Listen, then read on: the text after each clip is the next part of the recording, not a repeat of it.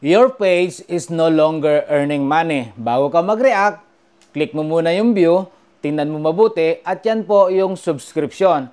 So sa katulad pong ganitong problema, ito po yung paliwanag dyan.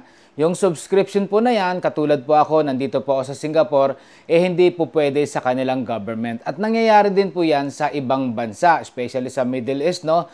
Kaya kung ako po sa inyo, much better kapag kayo po ay baguhan dito, kahit nasa ibang bansa po tayo, mas maganda po i-fill up nyo po dyan yung mga details nyo lahat po sa Pilipinas. Kung accessible naman po yung inyong email address, yung address nyo po, or meron po kayong roaming number ng Pilipinas, mas better po lahat yan sa Pilipinas. Lalo kung meron kayong mga bank details doon.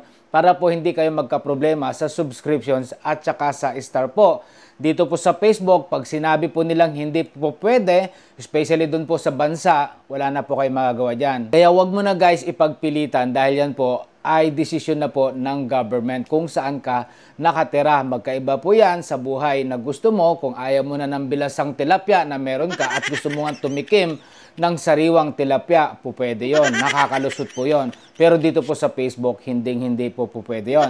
Kaya guys, wag po kayo kagad mataranta, lagi nyong i-check kung ano nga po ba ang nangyayari dyan sa inyong account. Basahin nyo po mabuti para maintindihan nyo po kung ano po yung nilalaman. Kaya bumalik po kayo dito kay Not Palaboy. Bye!